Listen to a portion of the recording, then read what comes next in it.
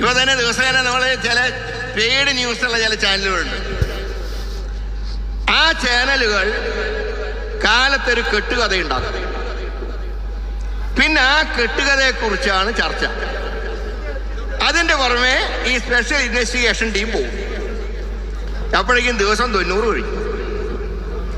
90 കഴിഞ്ഞാൽ ഏതൊരു പ്രതിക്കും charge sheet കൊടുത്തില്ലെങ്കിൽ ജാമ്യം കിട്ടും എന്നുള്ളത് നിയമം പഠിക്കാത്തവർ കൂടെ അറിയാം.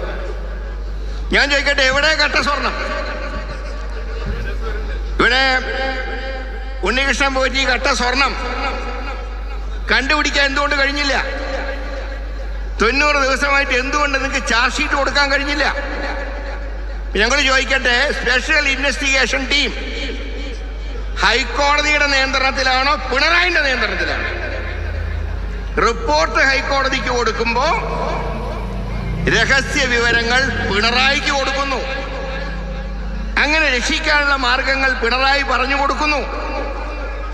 അല്ലെങ്കിൽ 90 ദിവസമായിട്ടും ചാർജ് ഷീറ്റ് കൊടുത്തില്ല എന്ന് പറയുമ്പോൾ എത്ര നിരുത്തരവാദിത്തപരമായിട്ടാണ് ഇവിടെ SIT പ്രവർത്തിക്കുന്നത്? അത് പറഞ്ഞതാണോ പ്രതിപക്ഷ നേതാവ് പറഞ്ഞ കുറ്റം?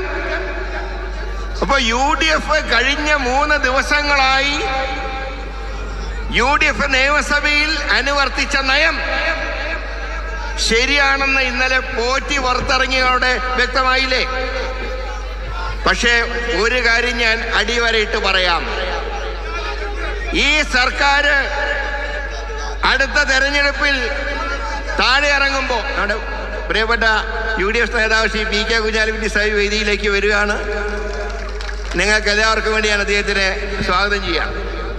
അപ്പൊ ഞാൻ പറഞ്ഞത്, ഇങ്ങനെയുള്ള എല്ലാ കള്ളന്മാരെ നിങ്ങൾ പുറത്തു വിട്ടാലും ശരി, UDF സർക്കാർ അധികാരത്തിൽ വന്നാൽ ആദ്യം ചെയ്യുന്നത് ഭഗവാന്റെ സ്വർണം മോഷ്ടിച്ചവരകത്താക്കുക എന്നുള്ള നയന്തരിയായിരിക്കും UDF ചെയ്യുക.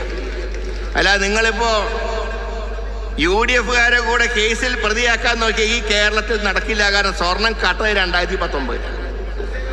2016 UDF അധികാരത്തിൽ പോയതാ. ആ UDF എങ്ങനെയാ 2019 സ്വർണം കട്ടാൽ കേസിൽ പ്രതിയാവുക?